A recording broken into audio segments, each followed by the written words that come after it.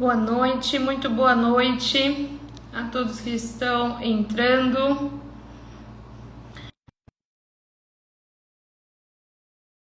Live tira dúvidas hoje de direito trabalhista e de direito previdenciário. Já estou aguardando aqui a minha amiga, doutora Micaela, que hoje vai conversar um pouquinho com a gente também. Doutora Micaela, boa noite, tudo bem? Olá, boa noite, doutora. Boa noite a todo mundo que está assistindo a gente. Sejam muito bem-vindos. Né? Maravilha, estamos mais uma vez aqui para tirar dúvidas, né? Deixamos hoje também uma caixinha de perguntas para quem não quer falar por aqui, mas tem uma dúvida. Caso você não queira mandar a dúvida diretamente por aqui, pode mandar para a gente também pelo WhatsApp ou pelo Instagram. Para quem ainda não segue a doutora Micaela, entra no perfil dela, já vai seguindo. Quem está por aqui, que veio pela doutora Micaela também, seja muito bem-vindo. Fique à vontade para seguir aí as nossas contas, estarem sempre por dentro de tantos assuntos que nós temos para tratar, né? Doutora Micaela, está me ouvindo bem? Estou te ouvindo, eu estava lendo os comentários. Já, maravilha, já tem alguns entrando por aqui, né? Bom, vamos lá, sem perder tempo, porque a hora voa, né? Deixa eu ver quem que perguntou primeiro aqui. O William Roberts. Bem-vindo, William, muito obrigada. Eu trabalho 3 anos sem carteira assinada. Eu receberia algum benefício? E aí, doutora Micaela?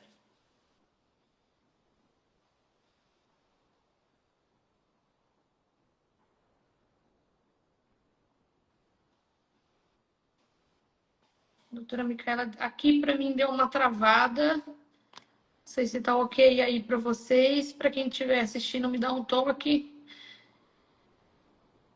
Enquanto isso, eu vou responder a outra pergunta aqui do William. Doutora Micaela, se estiver me ouvindo, aqui para mim você deu uma travada. O William perguntou o seguinte: tenho 6 anos de CLT. Se eu pedir as contas, na verdade, foi essa pergunta é do Bruno. Tenho 6 anos de CLT. Se eu pedir as contas, tenho direito ao quê? Bruno, se você pedir demissão, primeiro é muito importante que você cumpra o aviso prévio, tá? Quando você pede demissão, precisa trabalhar pelo menos um mês a mais aí, que é o cumprimento do aviso prévio, tá? Cumprindo o aviso, você vai ter direito a férias proporcionais, 13º proporcional e aos dias de trabalho, então o saldo de salário, tá? Se você não cumprir o aviso, Bruno, o que acontece? Por que que muitas rescisões acabam aí com valor muito baixo ou zeradas, né? Porque dessa soma de férias, 13º, saldo de salário, seu empregador vai descontar o aviso prévio. Então, muitas vezes a rescisão acaba sendo muito baixa. Então, é muito importante cumprir o aviso prévio, tá? Uma outra dica também para quem quer pedir demissão é sempre pedir depois do dia 15, porque aí você garante mais um mês, né? Porque você tendo 15 dias de trabalho, pelo menos 15 dias você garante mais um mês de férias e 13º, tá? E a dica mais importante é você verificar se não tem alguma irregularidade que o seu empregador esteja cometendo, porque isso daria direito, por exemplo, a uma rescisão indireta. Então, às vezes você quer sair, mas não é porque você está só descontente com a empresa. Às vezes você quer sair porque está tendo algum problema, o seu empregador não está recolhendo FGTS, por exemplo, alguma coisa nesse sentido. Aí, nesse caso, você teria direito de ser mandado embora. Tá? Então, seria aí interessante verificar isso, tá? A doutora Micaela voltou. Voltei, caiu aqui, gente, desculpa. Sem problemas. O William que deixou uma perguntinha aqui, não sei se você conseguiu ouvir. Consegui, era sobre trabalho sem registro, né? Isso, ele quer saber se teria direito a algum benefício. Nesses 3 anos sem registro, provavelmente você não pagou a contribuição do INSS, né? Que é o padrão. Então, a princípio, o que eu recomendo seria entrar com processo trabalhista, junto com a doutora Damares aí, para reconhecer esse período de registro, tá? De preferência, utilizando algum documento, pode ser até mensagem do WhatsApp que você tenha, para esse processo, e isso vai ajudar lá no previdenciário também. Então, a justiça reconhecendo, com base em documentos, esse período de registro, sim, é possível pedir benefício sim, tá? Agora, antes do processo trabalhista finalizar, você vai conseguir pedir o benefício a depender do tempo que você realizou a sua última contribuição e de quanto foi essa última contribuição. Tem um negócio que a gente chama de qualidade de segurado.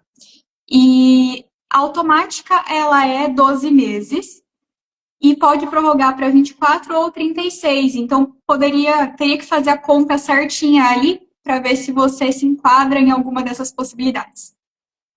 Perfeito, maravilha. Vamos verificar aqui a próxima dúvida.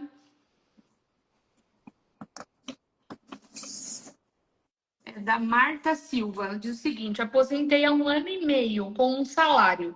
Trabalhei 35 anos. Tem como requerer 2 salários? Pois esse era meu salário. Então, vai depender, tá? Não necessariamente, se você recebia 2 salários no momento antes da aposentadoria, você vai receber 2 salários na aposentadoria.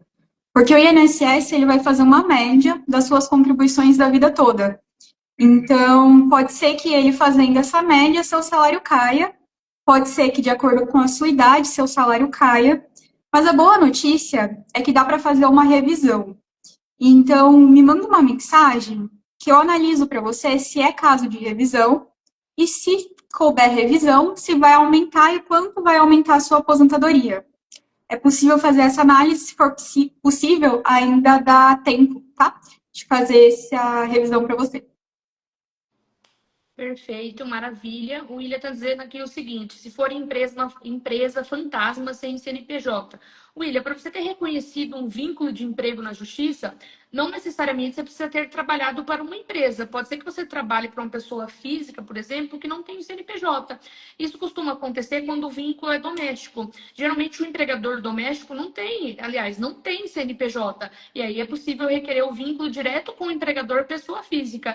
Geralmente tem um CNPJ ali quando você está trabalhando para uma empresa, às vezes eles não divulgam, às vezes faz transferência direto pela conta física, mas ainda que, né, se esse for o caso, se não tiver o CNPJ, é possível pedir o vínculo direto com a pessoa física.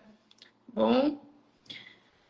A Rose Querino perguntou o seguinte, doutora Micaela: olá, estou no auxílio temporário até abril. Gostaria de saber se tenho condições de me aposentar. Olha, a princípio, condições tem, mas vai depender da sua doença e da análise do médico perito do INSS ou da Justiça, tá? Eu quero dizer é o seguinte: os requisitos para pedir a aposentadoria por invalidez, você tem, tanto que você já está recebendo o auxílio doença. Agora, receber ou não a aposentadoria por invalidez vai depender do médico perito entender que a sua doença é permanente, não tem perspectiva de melhora ou não, tá? Muito bem. Deixa eu ver o que mais. Doutora Micaela, a Denise perguntou o seguinte: meu pai é aposentado, mas minha mãe teve câncer e faz tratamento contínuo. Tem direito ao benefício? Vai depender. No caso, a gente não teria que analisar o seu pai em específico, mas teria que analisar como que está a situação previdenciária da sua mãe.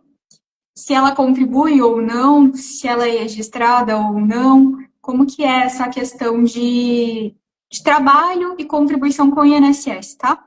Se tiver contribuição, é possível. Se não tiver contribuição, existe até um benefício, que é sem contribuição. Mas aí me manda uma mensagem que eu analiso o seu caso em específico, porque são vários requisitos e eu preciso me aprofundar aí na situação da casa do seu pai e da sua mãe. Perfeito. Vamos ver aqui mais uma questão. A Naya perguntou o seguinte: boa noite. Tinha uma dúvida sobre o desconto do consignado na rescisão. Nay, muito provavelmente você assinou lá um contrato com alguns termos, geralmente até que vincula a empresa com o banco de consignado, né? Nesse caso, a empresa ela vai poder fazer um desconto da sua rescisão, ela não pode descontar toda a sua rescisão para cobrir o consignado. Ela vai descontar um percentual da rescisão e aí o restante, né, você vai precisar acertar com o banco. Geralmente tem aquele consignado que é vinculado à carteira de trabalho, mas eu imagino que você esteja falando daquele consignado que é vinculado a um banco, né? Aí nesse caso você vai precisar acertar o restante com o banco para não ter nenhum problema. Mas da rescisão a empresa não vai poder descontar todo o valor, tá bom? Eu vi aqui que a Marta Silva me perguntou sobre o meu WhatsApp. Clica ali no meu perfil e vai ter um link logo embaixo das informações. Aí você consegue acesso ao meu WhatsApp, tá? Perfeito, eu deixei fixado aqui também o número diretamente do meu WhatsApp. Pode me chamar também se quiser falar comigo ou com a doutora Micaela. Eu passo para a doutora Micaela, eu passo o contato dela diretamente também, ou exatamente na nossa bio, né? Entra lá na bio que já tem direto o link do WhatsApp, tá bom? Exatamente. Muito bem. Ó, o Filo está dizendo o seguinte: fui mandado embora após o limbo previdenciário, mesmo sem ter condições de voltar ao trabalho. Voltei e fui demitido. É considerado demissão discriminatória? Doutora Micaela, acho que muita gente que tem dúvida, né, a respeito dessa questão do limbo. O que é o limbo previdenciário?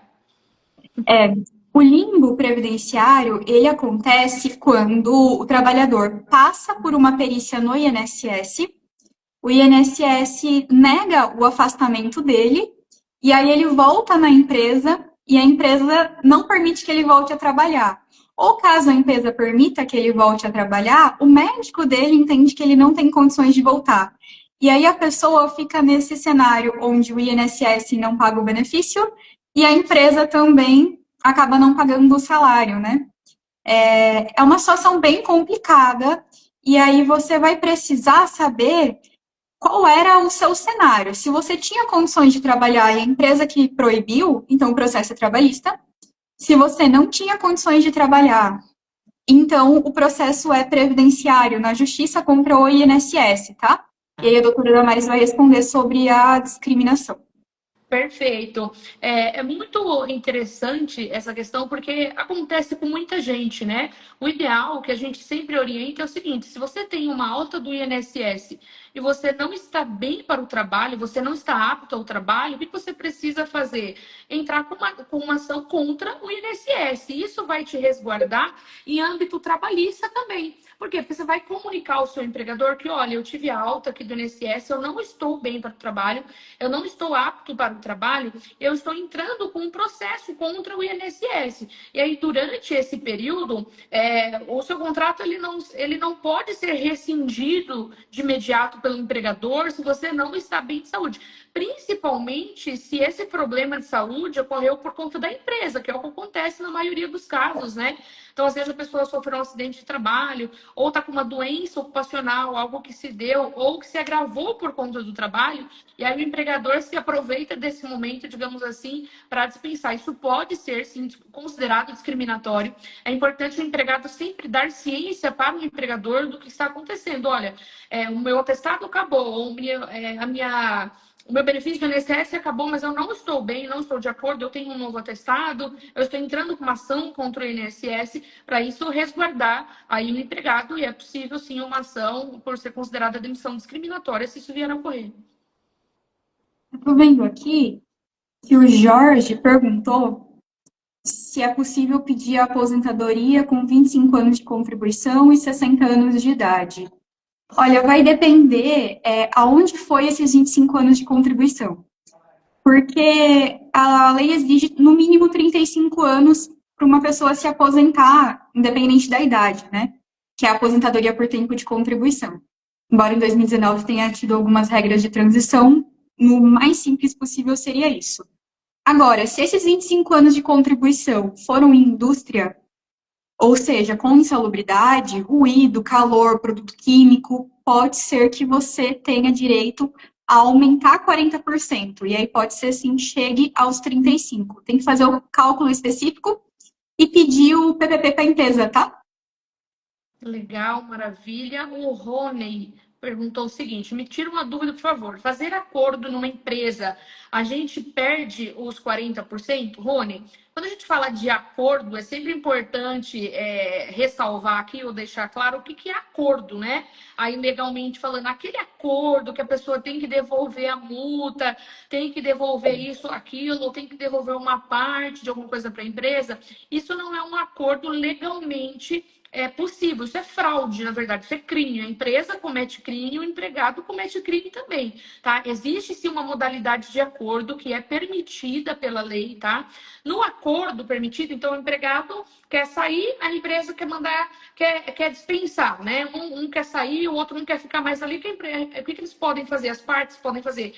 Fazem um acordo. Nesse acordo, o empregado vai receber algumas verbas. Não são todas, como se ele estivesse sendo mandado embora, mas também não deixe de receber vários valores, como num pedido de demissão, tá? Então, ali no acordo, o que esse empregado recebe? O aviso, se for indenizado, ele vai receber pela metade, recebe férias proporcionais, recebe 13º proporcional, ele vai conseguir sacar 80% do FGTS, não tem direito ao seguro-desemprego, e essa multa de 40% ela cai pela metade. Então, o empregado recebe 20% dessa multa. Tá? É uma boa saída para quem quer sair da empresa, mas não quer pedir demissão.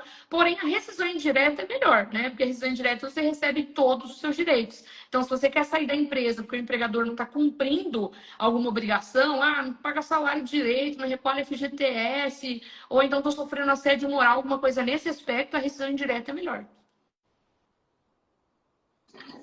É isso aí.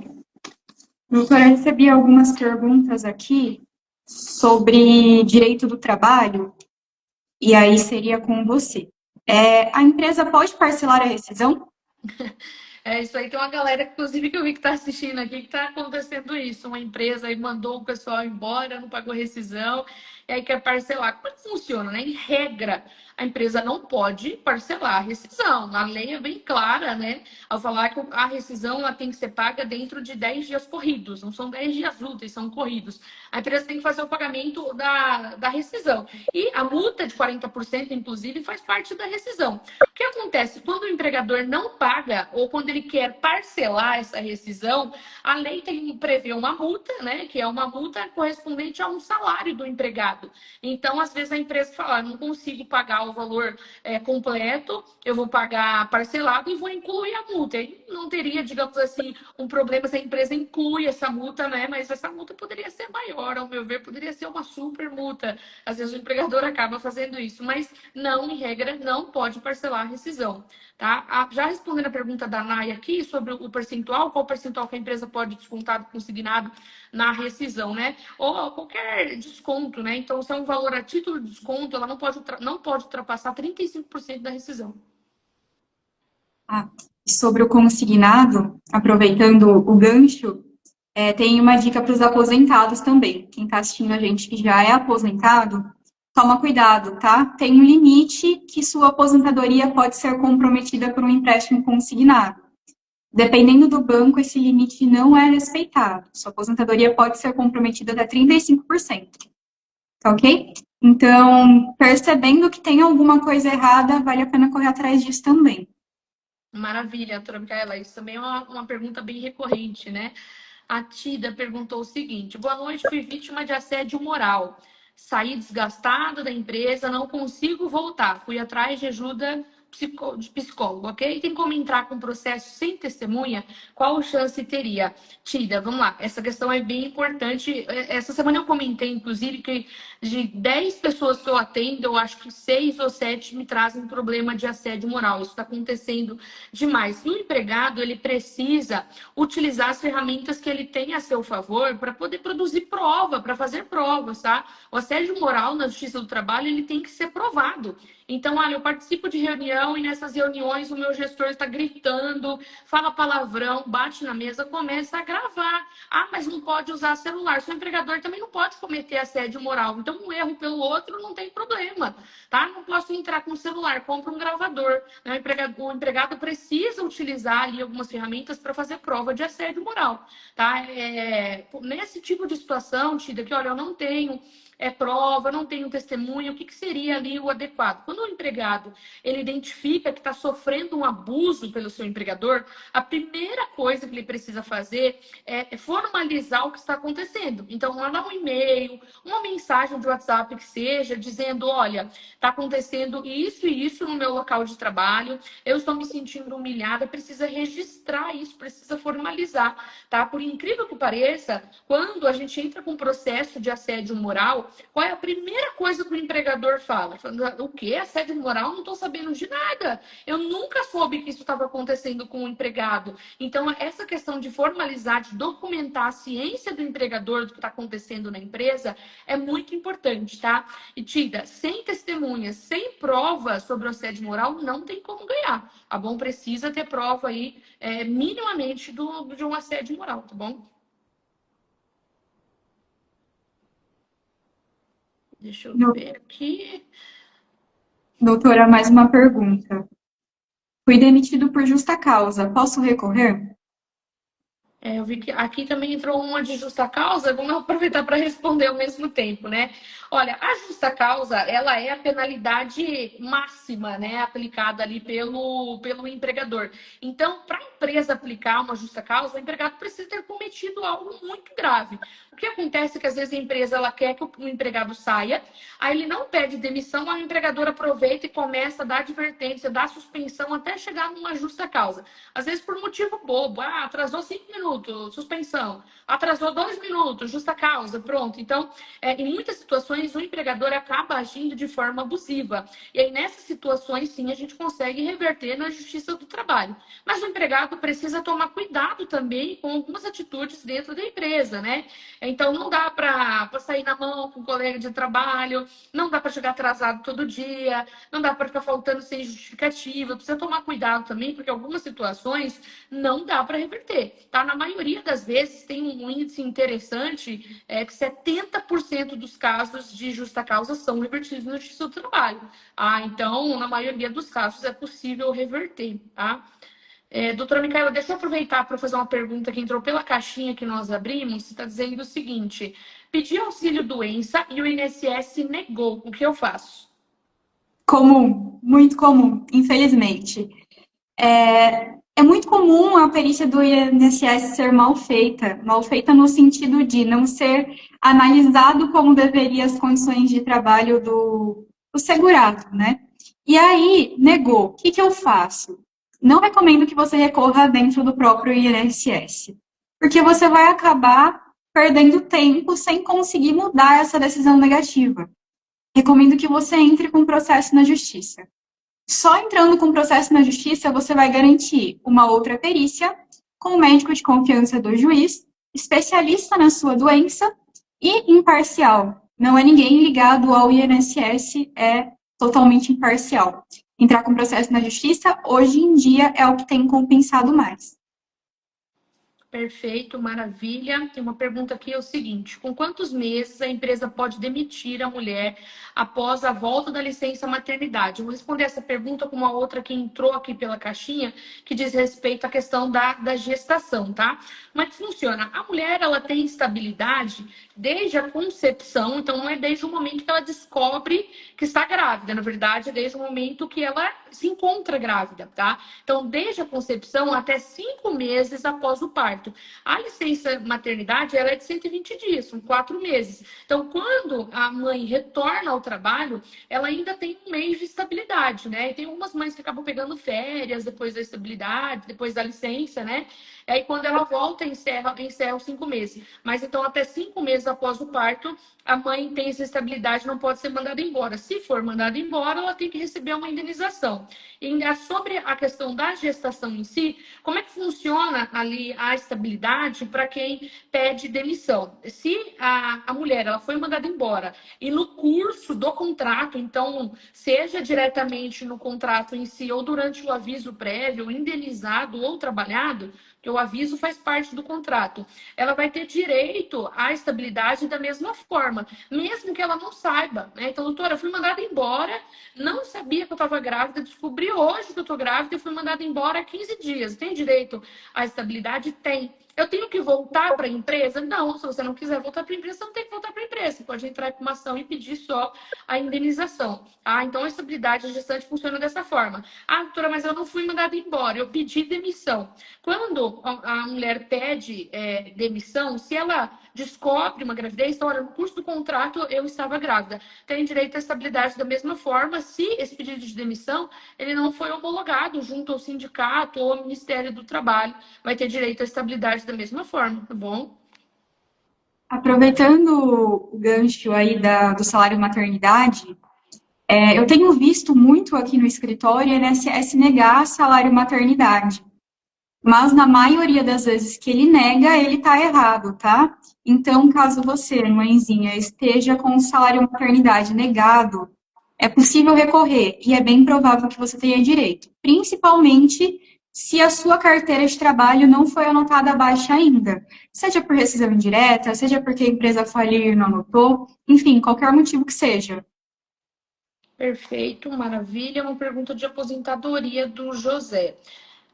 Senhoras doutoras, tenho, deixa eu ver, 10 com 12, 22, com mais 5, 27, 29 anos de registro. 27 agora, 27 anos. Fiquei alguns anos sem contribuir. Entraria salubridade a mais nesse período para dar entrada na aposentadoria? Então, tem 58 anos de idade e 27 de contribuição. Pode ser que entre, vai depender do tipo de trabalho que você faz. Então, se o seu trabalho tiver algum risco à saúde, ruído, calor, produto químico, risco biológico, hospital, quem trabalha em hospital tem muito risco biológico, pode ser sim que entre em salubridade e você consiga alcançar os 35 anos. Precisa pedir o PPP para a empresa. Qualquer coisa, me manda uma mensagem aqui que eu faço a sua contagem e te mostro como pedir esse documento. Perfeito, maravilha. Lembrando que o PPP é um documento muito importante e que é um direito do empregado ter acesso a esse documento. Então, o empregado, principalmente quando é mandado embora, né, quando a empresa entrega ali documentação, ou mesmo no curso do contrato, o empregado pode pedir para a empresa uma cópia do PPP. São 3 P's mesmo, é uma abreviação, é PPP. Esse documento é bem importante tanto em âmbito trabalhista como em âmbito previdenciário. E você Legal? não precisa se preocupar caso você esteja trabalhando e queira o PPP dessa empresa. É só você deixar claro que é para fins de aposentadoria, tá? Ele vai servir, a doutora Damares pode me falar melhor, mas ele vai servir tanto para a questão trabalhista como para a aposentadoria. Mas se você não quer ter problema com a empresa, mencione especificamente o fim que você deseja. Com certeza, maravilha. Doutora Micaela, mais uma pergunta aqui da caixinha que mandaram para a gente. Esse é do Alessandro. Eu sofri acidente de trabalho, meu auxílio doença terminou. Tem direito a mais algum benefício? Sim, pode ser que você tenha direito a um auxílio acidente. O que acontece? Quando a pessoa sofre um acidente do trabalho, ou até um acidente de trânsito, ou uma doença causada pelo trabalho, e essa doença ela se estabiliza e deixa sequelas, a lei prevê que o INSS tem que pagar o auxílio acidente. É um benefício indenizatório para você receber junto com o seu salário, porque você sofreu um acidente, uma doença e ficou com sequela, não tem a mesma capacidade de trabalho que tinha antes. Legal, maravilha. O Eduardo pergunta aqui o seguinte: tenho fibromialgia, posso me aposentar? Recebi essa pergunta por aqui. É o seguinte, agora, em 2026, está passando a vigorar uma lei que enquadra a fibromialgia como deficiência. Então, a pessoa que tem fibromialgia perante a lei é considerada uma pessoa com deficiência e pode sim ter direito a benefício, até a aposentadoria do deficiente, que é uma aposentadoria mais vantajosa e que exige menos tempo, menos idade, se for o caso. Então, é possível sim. Legal. Essa questão da fibromialgia tem uma procura bem elevada, inclusive, para verificar se é ou não uma doença ocupacional, né? Tem muita gente que acaba procurando. No geral, a fibromialgia por si só, ela é considerada degenerativa, né? É muito difícil enquadrar como doença ocupacional em si.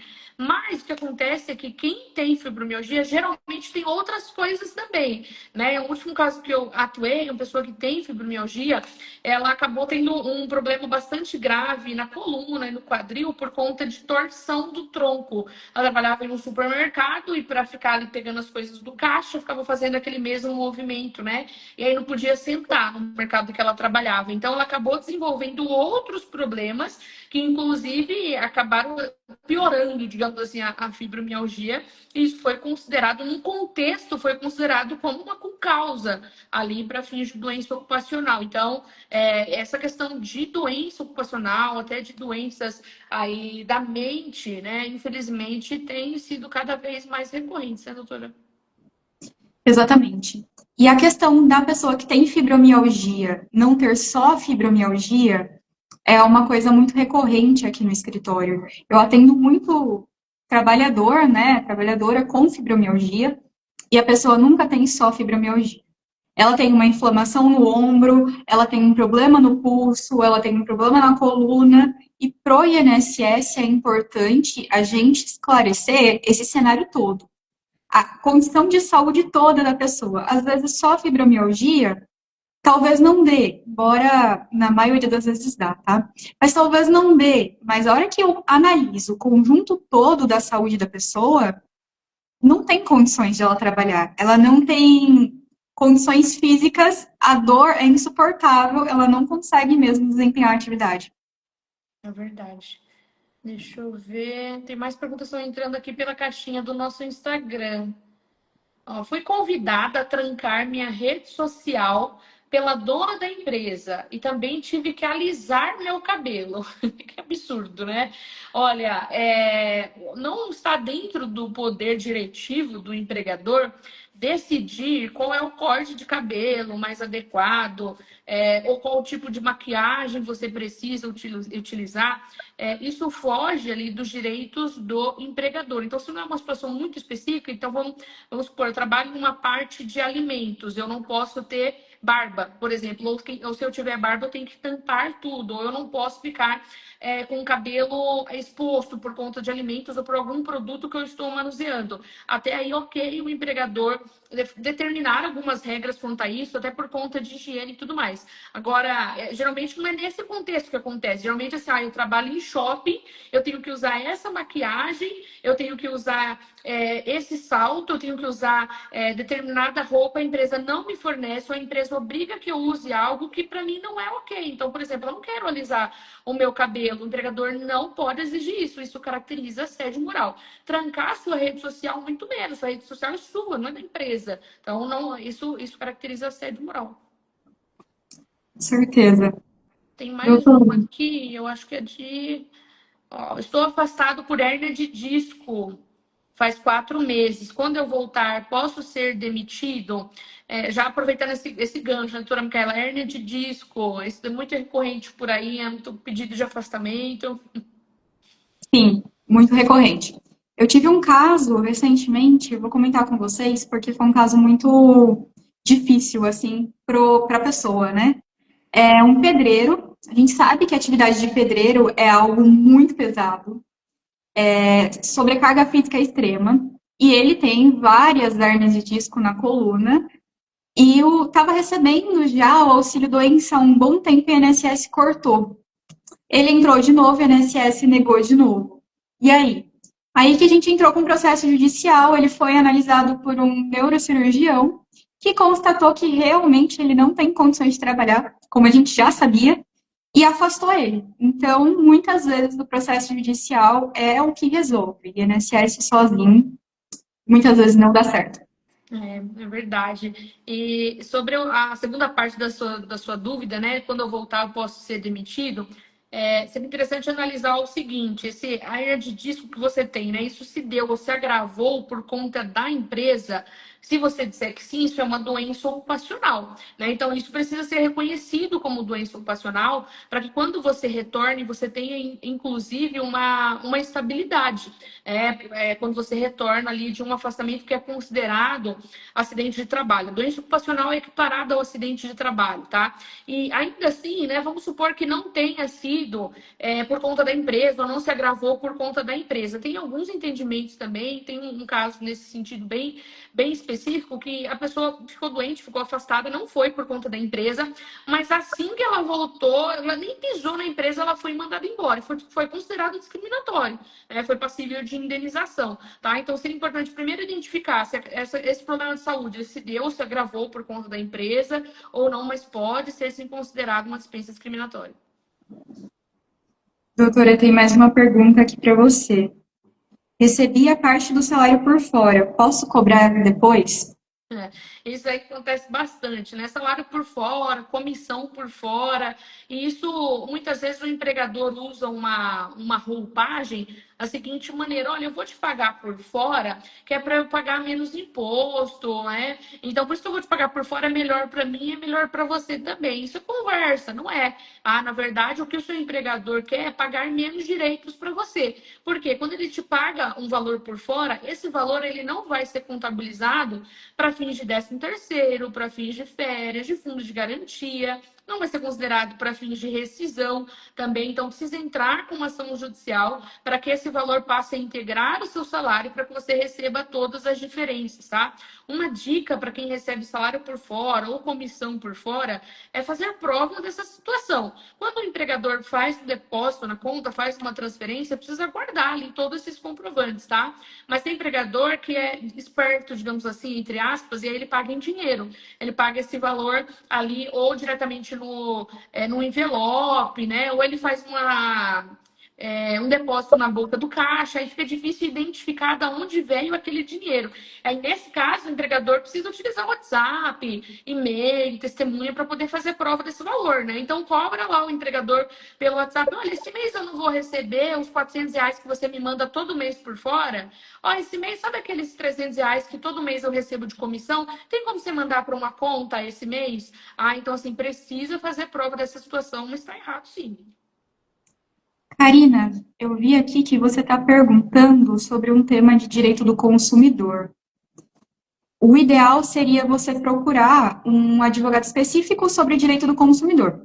Mas, se eu posso te dar uma dica previamente, procura o PROCON, faz uma consulta, entre aspas, né? Uma reunião ali no PROCON para verificar se dá para abrir uma reclamação e qual seria o procedimento. Tá ok? Legal. Tem mais perguntas aqui na caixinha do Instagram, da live, né? Então, assim, o Gustavo: empresa pode dar justa causa por ter testemunhado contra a empresa ainda estando empregado? Não, Gustavo. Você pode depor em juízo mesmo estando empregado. Por quê? A testemunha ela tem o dever, a obrigação de falar a verdade em juízo. Então, se você testemunhou ali, provavelmente a favor de um outro empregado, não cabe uma justa causa por conta disso. Aí quem pode entrar com uma ação contra a empresa é você, porque isso pode ser considerado discriminatório, tá bom? O Henrique perguntou o seguinte: empresa terceira colocou que fiz curso de altura, mas não fiz. A empresa fala que eu fiz. Provavelmente aqui, Henrique, você deve trabalhar em altura, a empresa está dizendo que você fez uma NR, né? 35, alguma NR semelhante. Se a empresa pede para você assinar um treinamento que você não fez, você não pode assinar, tá? Se você não fez, isso provavelmente é importante, porque depois, se a pessoa entra com uma ação dizendo que trabalhou em altura sem treinamento, isso cabe indenização, né? Cabe pedido de indenização. A depender da situação, quando a pessoa está correndo um perigo de mal manifesto, que a gente fala, cabe rescisão indireta, né? Então, se você não fez um curso e a empresa quer que você assine, que fez, não assine, de jeito nenhum, inclusive.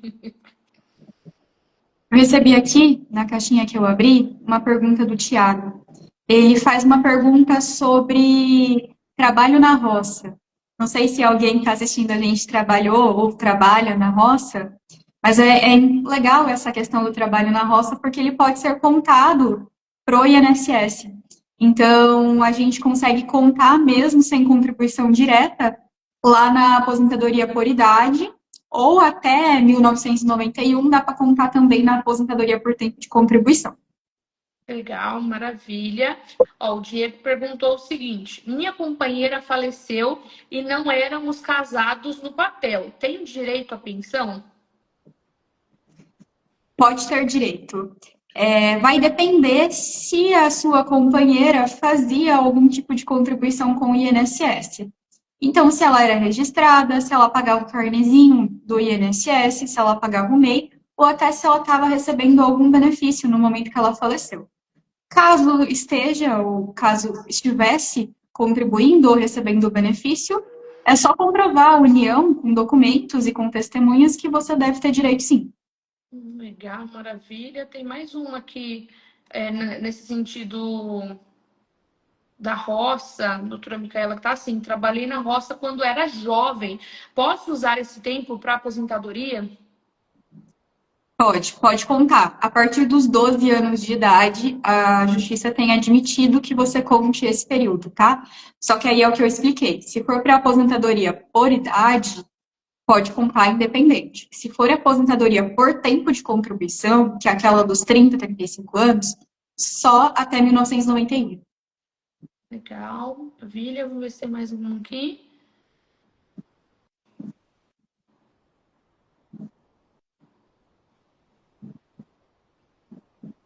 Deixa eu ver aqui na caixinha. Perguntaram o seguinte: FGTS dá rescisão indireta? Eu imagino que seja a ausência de recolhimento de FGTS, né? E sim, inclusive é um dos principais, né? Quase a principal causadora de rescisão indireta é a ausência de recolhimento de FGTS ou o recolhimento em atraso, tá? A empresa tem que pagar e tem que pagar na data certa.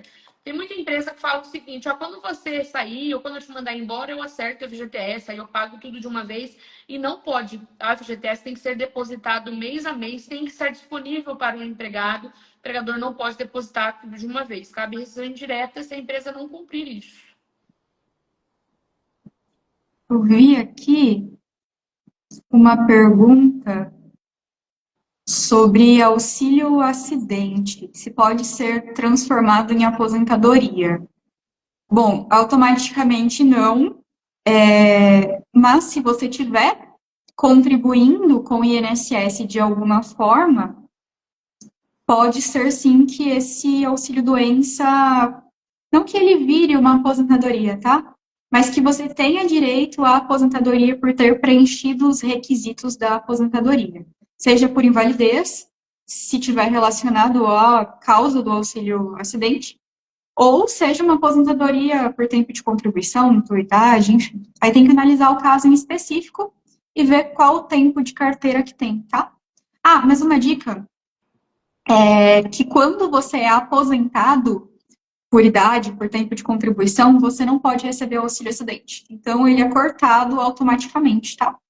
Legal, maravilha. Pessoal, lembrando que eu deixei fixado aqui o número diretamente do meu WhatsApp. Quem tiver dúvida para mim ou para a doutora Micaela, pode chamar nesse número que a gente responde. A gente responde todo mundo, inclusive, né, doutora Micaela? E somos nós mesmos que respondemos, viu? Legal, maravilha.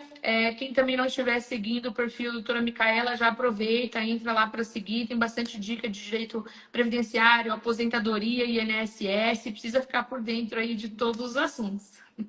Exatamente. Tem bastante coisa que o pessoal acha que o INSS negou e que não tem mais o que fazer, mas sim, às vezes tem o que fazer, só precisa fazer no tempo certo, né?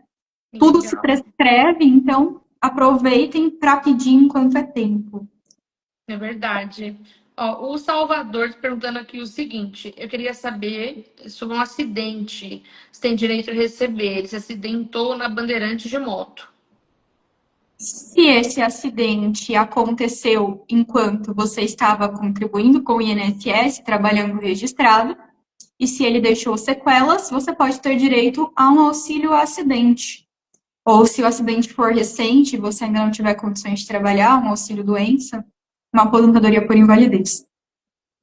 Então, a princípio, minha resposta é sim, pode ter direito, mas vai depender do tipo de incapacidade e de como você estava contribuindo nessa época, tá? Legal, maravilha. Mais uma sobre contribuição, doutora Micaela, é o seguinte: a minha esposa é MEI. Ela pode se aposentar por essa contribuição ou precisa pagar um carnê à parte? E quanto tempo ela precisa pagar, já que ela trabalhou 4 anos de registro? Vai depender da idade dela. O MEI, ele não é contado para aposentadoria por tempo de contribuição, que é aquela com 30 anos mulher e 35 anos homem. Ele vai ser contado só para aposentadoria por idade. Então, precisa fazer um planejamento ali para sua esposa para verificar qual a aposentadoria mais próxima dela.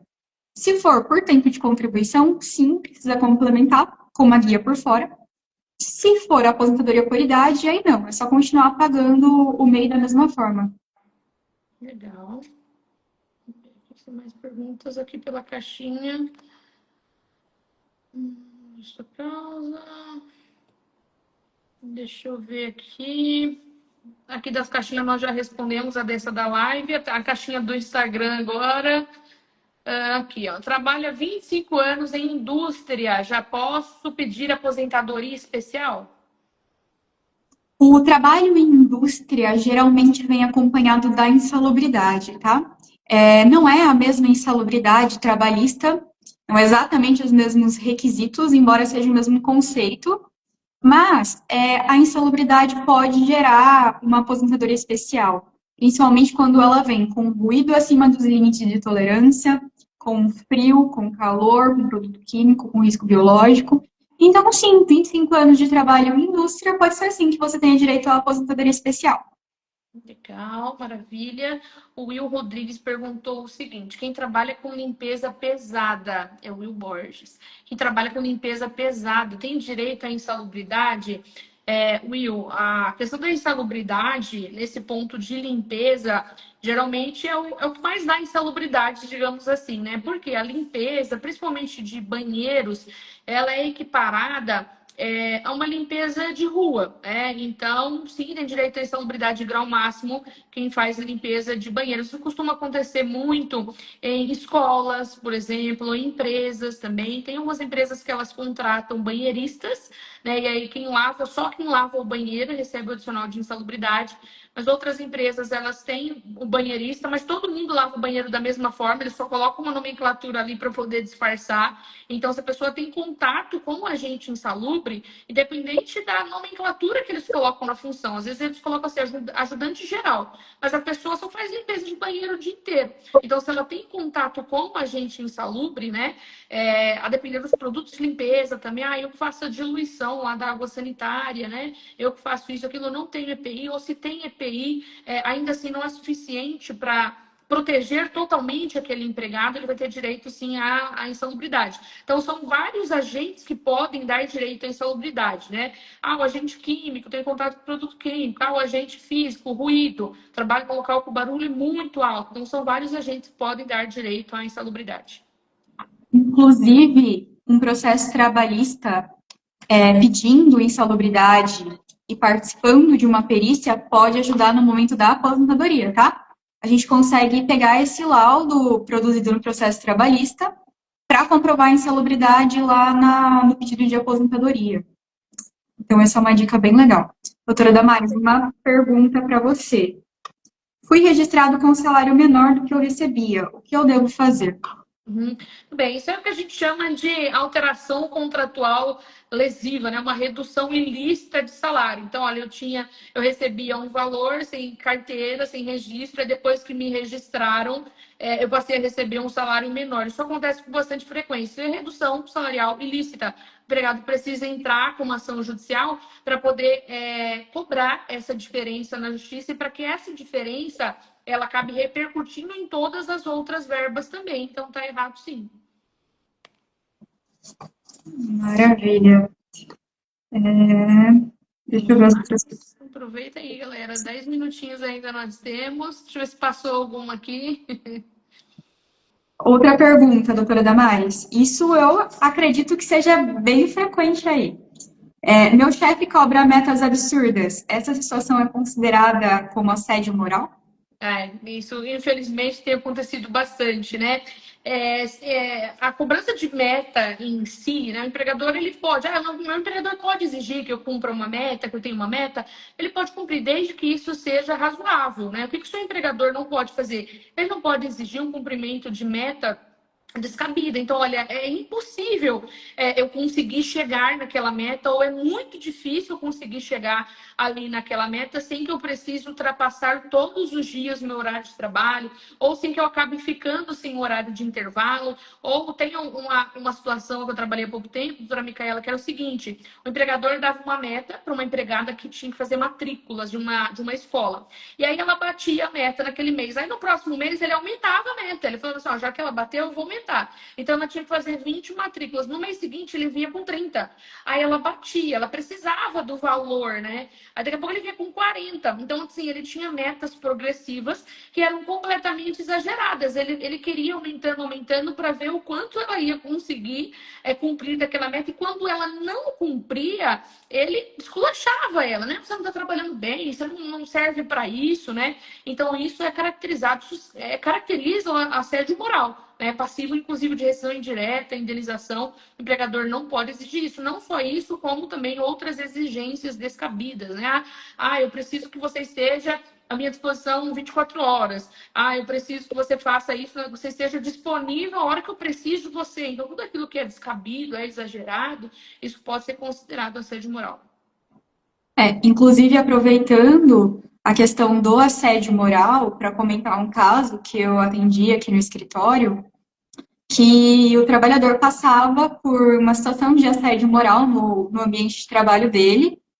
Ele era isolado, a empresa proibia ele de ter contato com colegas, a empresa não tinha uma atividade específica, ficava jogando ele de setor em setor, e ele, como a maior parte das pessoas, acabou desenvolvendo um problema de ansiedade, depressão, e aí ele precisou se afastar pelo INSS. Então, muitas vezes, o assédio moral, ele vai além do ambiente de trabalho, ele afeta a saúde do trabalhador. E aí pode ser que seja necessário se afastar pelo INSS. Exatamente, isso é como acontece, né? Infelizmente, toda questão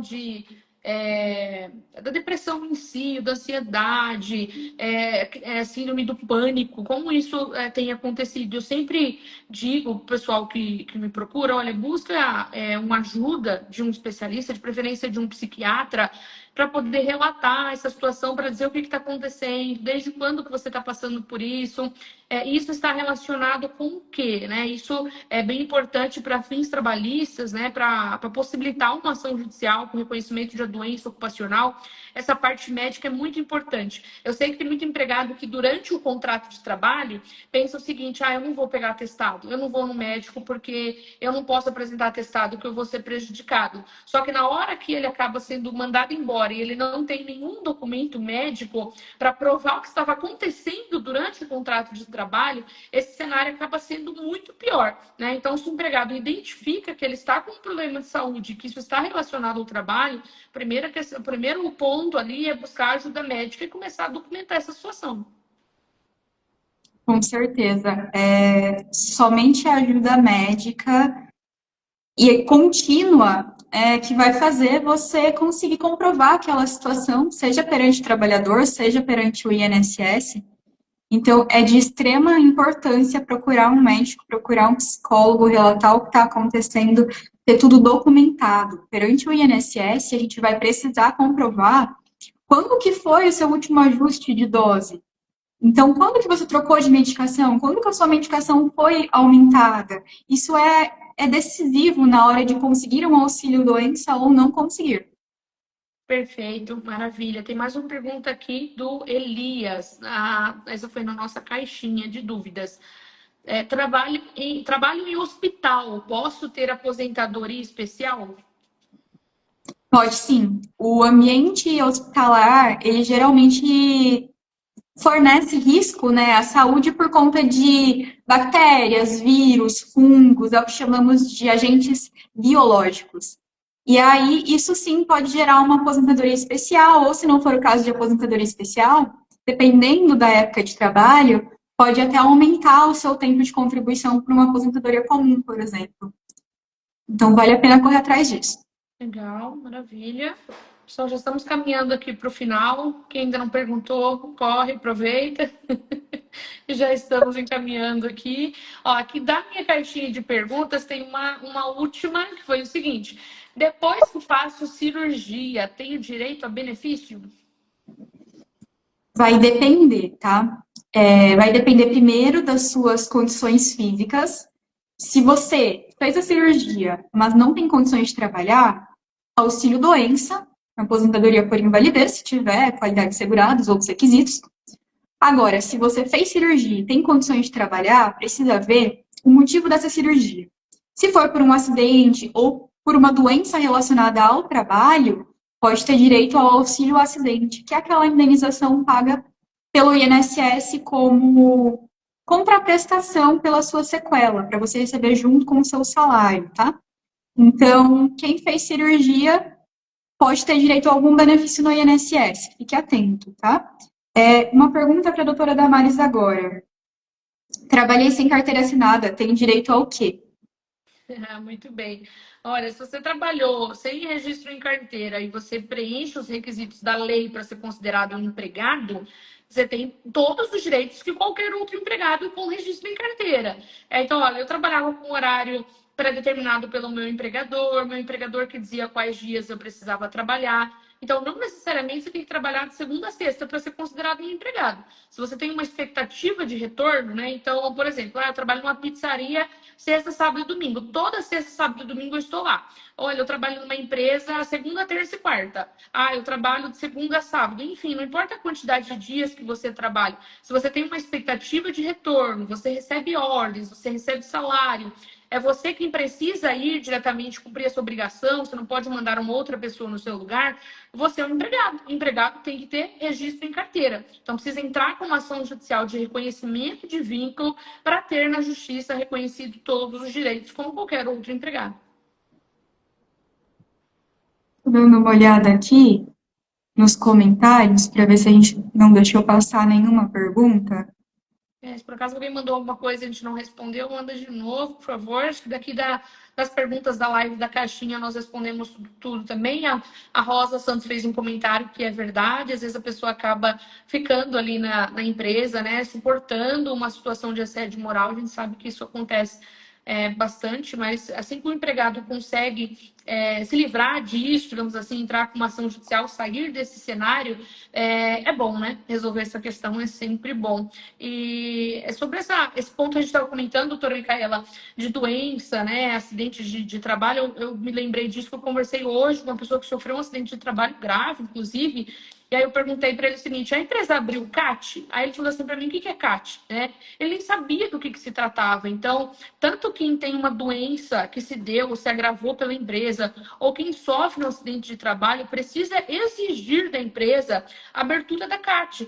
Tem gente que fala assim: mas eu mesmo posso abrir, o médico pode abrir? Pode, mas é diferente, né? É importante que a empresa faça a abertura da CAT e é um direito do empregado. Então, precisa exigir do empregador: olha, eu sofri um acidente, tá? Aconteceu isso, eu preciso que a empresa faça a abertura da CAT. Se a empresa não fizer esse procedimento, muito provavelmente esse empregado acaba recebendo um benefício incorreto por parte do INSS, acaba perdendo o direito como uma estabilidade, por exemplo, né? Depois de uma alta previdenciária, acaba perdendo o direito da estabilidade, e isso é algo que a gente só consegue resolver por meio de uma ação judicial. Então, sofreu um acidente de trabalho, está com um problema de saúde que se deu, se agravou por conta da empresa, precisa buscar ajuda, porque sem dúvidas vai precisar de uma ação judicial. Só eu tô olhando aqui, né, os comentários e eu vi que a Marli mandou o seguinte, que ela trabalha desde os 8 anos na fazenda com o pai dela, mas eles se recusam a dar algum documento que comprove. Então, pode ser que você tenha algum documento na sua casa mesmo, que ajude a comprovar isso, tá? Pro INSS, basta que você tenha algum documento que diga que você era trabalhadora rural, agricultora, ou até mesmo algum documento que comprove que o seu endereço naquela época era na roça, tanto no seu nome quanto no nome do seu pai. Então, não necessariamente a empresa precisa fornecer. Você pode buscar dentro dos documentos que você tem se existe alguma coisa com o endereço rural ou a profissão ligada à agricultura, tá? Dá uma olhada aí, que geralmente as pessoas têm. Perfeito, maravilha. Acho que esgotamos todas as perguntas. Algumas entraram aqui, mas são repetidas dentro daquilo que nós já falamos.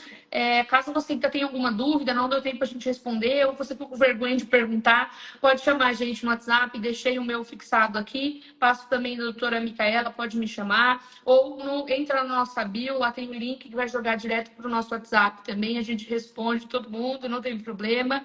Tá? A Caroline lembrou aqui que acidente de trajeto também a empresa tem que abrir CAT, exatamente. O acidente de trajeto equiparado é um acidente de trabalho, na verdade. Então a empresa tem que fazer sim a abertura de CAT. Maravilha.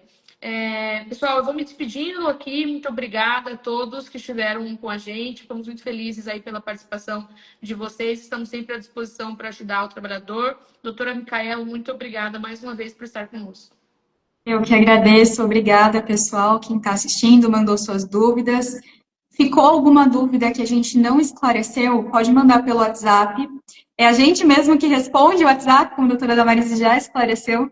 Então, é bem tranquilo mandar a dúvida por lá, a gente acaba respondendo, tá bom? É isso aí. Maravilha. Boa noite. Muito obrigada a todos. Até mais. Boa noite, tchau, tchau. Tchau, tchau.